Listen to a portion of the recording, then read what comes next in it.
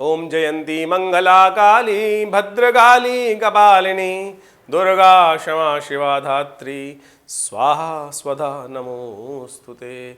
सर्वमंगल मांगल्ये शिवे सर्वार्थ साधिके शरण्ये त्र्यंबके गौरी नारायणी नमोस्तुते। नमस्कार, स्वागत है आपका। मैं आचार्य विक्रमादित्य आपके साथ हूँ और आज का विषय हमारा जो है कि तुला राशि वालों के लिए ग्रहों का योग क्या दिखा रहा है दिसंबर के मध्यकाल में, क्या होने के योग हैं, किस प्रकार के ग्रह स्थिति बैठ रही है। देखिए तुला राशि वालों, आपकी राशि के अनुसार से आपको समझ लेना चाहिए इन दिनों ग्रहों का परिवर्तन, कई ग्रहों का परिवर्तन का योग है। बुध महाराज जो हैं आपकी राशि के अनुसार से तृतीय पराक्रम भाव में जा रहे हैं और वो विशेष तौर पर पराक्रम भाव में चलते हुए वक्री होंगे और फिर अस्त हो जाएंगे। सूर्य भी द्वितीय भाव से निकलकर आपके वृश्चिक राशि से निकलकर दिसंबर के मध्य भाग में आपके पराक्रम वाले भाव में आएगा और वहाँ पर ग्रहों का योग जो बनेगा उसके अनुसार से आपके जीवन में क्या कुछ बनने के योग हैं वो आपको सब कुछ समझना चाहिए। और साथ साथ जो इस बार सूर्य की संक्रांति हो रही है वो मार्गशीर्ष महीने में हो रही है।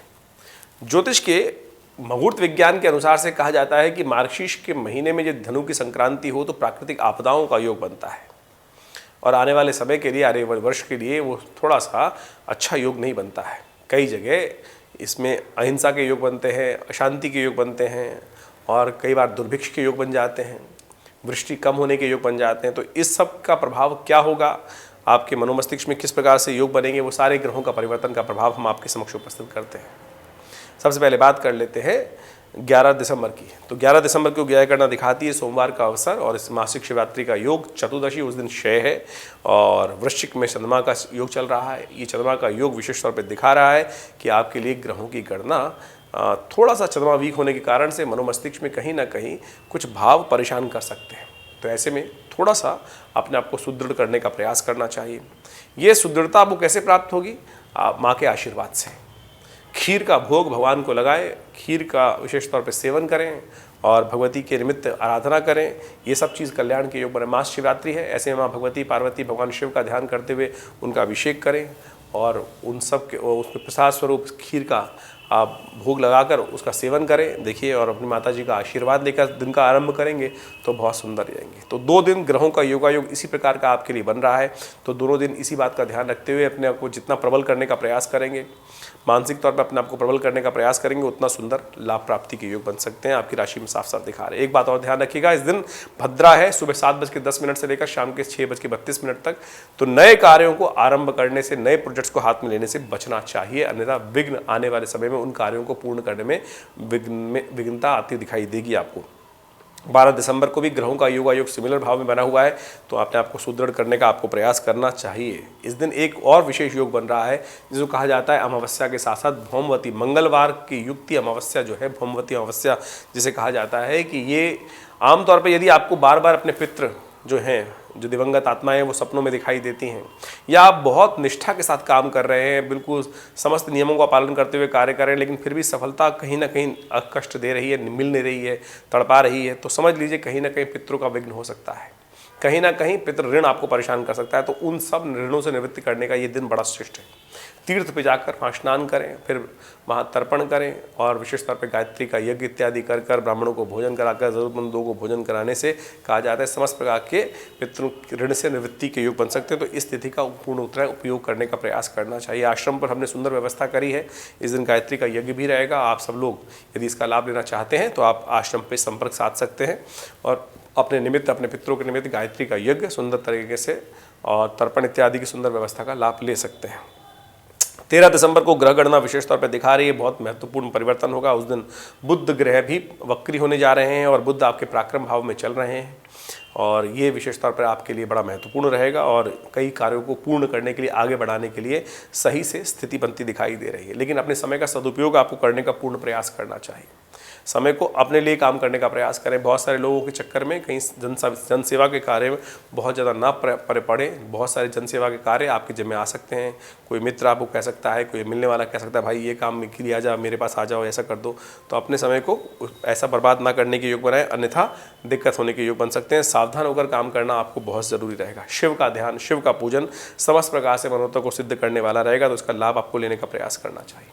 14 दिसंबर को ग्रह गणना विशेष तौर पर दिखा रही है कि स्थिति आपके राशि के अनुसार से सुंदर है। पुरुषार्थ के द्वारा आपको लाभ प्राप्त होगा। पॉजिटिव वे में डायरेक्शन, पॉजिटिव सोच रखते हुए, सही दिशा में काम करते हुए, नज़र को इधर उधर ना भागने दें। आपके फोकस को यदि आउट हुआ, आपका सेंट्रलाइज फोकस यदि आउट हुआ, लक्ष्य को देखते हुए कार्य करना, लक्ष्य के इधर उधर फालतू चीज़ों में ना लगना, यह आपके लिए बहुत ज़रूरी। शक्ति आपके अंदर अच्छी है, मन थोड़ा चंचल है, तो इसको कंट्रोल करते हुए कार्य करना आपके लिए सही रहेगा। इस दिन चंद्र दर्शन भी होंगे, तो कोशिश करें आने वाले समय को और ठीक करने के लिए शाम के समय चंद्र दर्शन कर कर गौ पूजन करें। गौ के निमित्त कुछ विशेष तौर पर घास इत्यादि गाय को देना ये आपके लिए अच्छा रहेगा। केले इत्यादि का दान करना आपके लिए अच्छा रहेगा। इन सब उपायों का प्रयोग करना चाहिए आपको। 15 दिसंबर को ग्रह गणना दिखा दी, शुक्रवार का अवसर, तृतीया तिथि, और ग्रहों का योगायोग दिखा रहा है कि परिवर्तन की स्थिति। जो सुबह आप लोग जिस काम में करने के योग बना रहे थे, मेहनत करी थी, दोपहर तक उसमें पॉजिटिव रिजल्ट्स आने के योग बन सकते हैं, लेकिन स्वास्थ्य के मामले में दिन थोड़ा भारी हो सकता है। ऐसे में स्वास्थ्य के निमित्त ध्यान करने के लिए, कष्टों को दूर करने के लिए आपको विशेष तौर पर महामृत्युंजय मंत्र का जप करना चाहिए। गौ सेवा करने का प्रयास करना चाहिए। गौ सेवा में कोशिश करें गाय के निमित्त थोड़ा हरा चारा इत्यादि गाय को खिलाएं, यह आपके लिए शुभ रहेगा। 16 दिसंबर को ग्रह गणना दिखा रही है, शनिवार का अवसर, चतुर्थी तिथि है, और इस दिन संक्रांति भी है। धनु संक्रांति होने जा रही है, और धनु संक्रांति विशेष तौर पर आपके लिए सुंदर योग बनाती दिखाई दे रही है। आपके लिए पुरुषार्थ में वृद्धि करने के योग बनेंगे। कई नए लोगों से संपर्क साधने की स्थिति बन सकती है, लेकिन बुध का अस्त होना यह आपके लिए थोड़ा कष्टकारी हो सकता है। हो सकता है कि आप एक तरफ तो हिम्मत करने का प्रयास करें, लेकिन पीछे पीछे थोड़ी स्थितियां आपके साथ जो लोग कह रहे हैं वो साथ देने की बात ना कर पाएँ। तो ऐसे में विशेष तौर पे हरी चीज़ों का दान करना, गाय को मूंग की दाल साबुत भिगो के खिलाना, ये सब उपाय रहेंगे। और साथ साथ मूंग की दाल का या उड़द की दाल का दान करना, खिचड़ी का दान करना, गर्म वस्त्रों का दान करना, ये सब उपाय हैं, इनको अवश्य करने का प्रयास करना चाहिए। गर्म कंबल का दान करने से भी आपके गृह अनुकूल होने की स्थिति में जाएंगे। इन सब उपायों को करके कल्याण का मार्ग प्रशस्त करिए। 17 दिसंबर को रविवार का अवसर है, और उस दिन पंचमी तिथि विद्यमान है। पंचमी तिथि के साथ साथ ग्रहों का योगायोग जो बन रहा है वो बड़ा महत्वपूर्ण है आपके लिए, और ये परिवर्तन जो है आपके लिए बहुत सुंदर हो सकता है। सुबह सुबह जो मेहनत आपने पहले करी है और सुबह सुबह से जो पॉजिटिव रहेगा रिजल्ट, वो शाम तक आपके लिए उन्नति का योग बना सकता है। इस दिन श्री पंचमी है, भगवती महालक्ष्मी की जयंती भी कही जाती है इस दिन। कई जगह विशेष तौर पर शास्त्र इसमें बहुत सारे लोग अज्ञान रखते हैं, लेकिन देवी पुराण के अंदर मार्गशीर्ष महीने में शुक्ल पक्ष की जो पंचमी होती है, श्री पंचमी के रूप में उसका वर्णन किया गया है। और विशेष तौर पर समुद्र मंथन से माँ भगवती की उत्पत्ति भी कई जगह शास्त्रों में स्थिति को वर्णित मानी जाती है। कहा जाता है कि इंद्र ने विशेष तौर पर भगवती का स्तवन कर युद्ध में विजय प्राप्त करने के लिए इस सुंदर तिथि का लाभ लेने का प्रयास किया था, और उनको विजय भी मिली थी। तो विशेष तौर पर महालक्ष्मी को प्रसन्न करने के लिए हमने आश्रम पर भी बड़ा विशेष यज्ञ रखा है, जो सुबह 8 बजे से लेकर करीब करीब 10:30 बजे तक चलेगा, जो आप भी उसमें सम्मिलित हो सकते हैं। और महालक्ष्मी के विभिन्न मंत्रों के द्वारा, श्रीसूक्त आदि के द्वारा सुंदर यज्ञ की व्यवस्था रहेगी। जो लोग आश्रम पर इस यज्ञ में भाग लेना चाहते हैं, समय नोट कर लीजिए, सुबह 8 बजे से लेकर 10:30 बजे तक। यदि बहुत दूर हैं तो कोई दिक्कत नहीं, अपने स्थान स्वयं भाग लेने की जगह श्रेष्ठ ब्राह्मणों के द्वारा सुंदर आपके उस यज्ञ में भाग लेने के लिए, आहुति देने के लिए व्यवस्था रहेगी। उसके लिए आपके साथ हमने नंबर चल रहे हैं, उन पर संपर्क साध कर आप समस्त व्यवस्थाओं को जान सकते हैं। 18 दिसंबर को ग्रह गणना दिखा रही है, सोमवार का अवसर, षष्ठी तिथि, और ग्रहों का योगायोग आपकी राशि के अनुसार से पॉजिटिव ज़्यादा दिखाई दे रहा है, और ये पॉजिटिव रिजल्ट आपको देगा। लाख लोग प्रयास कर लें आपको हटाने के लिए आपके मार्ग से, लेकिन आपके लिए अच्छा समय है। कोई आपके बीच में व्यवधान उत्पन्न करने का प्रयास करेगा तो उसके लिए ही समय अनिष्ट दिखाई देता है। तो आप अपनी चाल में मस्त होकर चलने का प्रयास कीजिए। दिन आपका अच्छे से रखता दिखाई दे रहा है, दोनों दिन आपके लिए बड़े सुंदर रहेंगे। सोमवार और मंगलवार का ग्रहों का योगायोग आपकी तरफ इसी बात का प्रयास कर रहा है। केवल आपको हिम्मत कर अपनी रास्ते को बदलने का प्रयास नहीं करना है। जिस रास्ते पे चल रहे हैं वो आपके लिए श्रेष्ठ रहेगा, चिंता ना करें। भगवान शंकर को चंपा के पुष्प, चमेली के पुष्प, मूंगरे के पुष्प, इन सब के द्वारा भगवान का अभिषेक करना, पूजन में अर्पित करना, ये आपके लिए बड़ा उन्नति का योग बनाएगा। कहा जाता है ना, सुगंधिम पुष्टिवर्धनम, सुगंधी जहाँ होगी वहीं पुष्टि के योग बनेंगे। तो महालक्ष्मी को प्रसन्न करने का, सफलता को प्राप्त करने का एक सुंदर उपाय है, इस दिन अवश्य करने का प्रयास करें। 19 दिसंबर को ग्रह गणना विशेष तौर पर दिखा रही है, मंगलवार का अवसर है, और साथ साथ मित्र सप्तमी है। थोड़ी सी हिम्मत पॉजिटिव रखने की ज़रूरत है, तो अब बहुत सुंदर तरीके से आपके लिए परिवर्तन का समय बन सकता है। कोशिश ये करें, मित्र सप्तमी है इस दिन, तो भगवान विशेष तौर पे भगवान सूर्य को सुबह सुबह थोड़ा सा जल में आप गुड़ डालकर भगवान को उनका अर्घ्य देने का प्रयास कीजिए, सुंदर रहेगा। इस दिन सर्वार्थ सिद्धि योग विद्यमान है। नए कार्यों को आरंभ करने के लिए सुबह 7:12 से लेकर 1:06 तक दोपहर को ये सुंदर सर्वार्थ सिद्धि योग रहेगा। नया कार्य करना हो तो इसका मुहूर्त का लाभ ले लीजिए, लेकिन इसके बाद थोड़ा रुकना पड़ेगा। करीब करीब 1:06 से लेकर शाम को करीब करीब 9 बजे तक भद्रा विद्यमान रहेगी। तो इस समय में नए प्रोजेक्ट हाथ में लेना, नए कार्य के बारे में विचार करना, सोचना और उन पे कार्य विशेष तौर पे लिप्त हो जाना, ये कहीं ना कहीं विघ्न के कारण बना सकता है भविष्य में। तो ध्यान रखते हुए कार्य करें तो अच्छा रहेगा। अब बात कर लेते हैं 20 दिसंबर की। 20 दिसंबर का ग्रहों का योगायोग आपके लिए बड़ा अनुकूल बना हुआ है और ग्रह योग दिखाते हैं कि आपकी हिम्मत से बहुत सारे कार्य संपादित हो सकते हैं, लेकिन सेहत का ध्यान रखने की ज़रूरत है। कहीं कहीं एक जगह अच्छा है तो दूसरी जगह खराब है, तो अननेसेसरी के शत्रु आपको परेशान करने का प्रयास कर सकते हैं, लेकिन हिम्मत अच्छी रहेगी तो उसके द्वारा बहुत सारे कार्य संपादित करने के अवसर आपको बन सकते हैं। उसके लिए माँ दुर्गा की आराधना करें। भगवती कात्यायनी आपके समस्त विघ्नों को दूर करने का सुंदर मार्ग बना सकती हैं।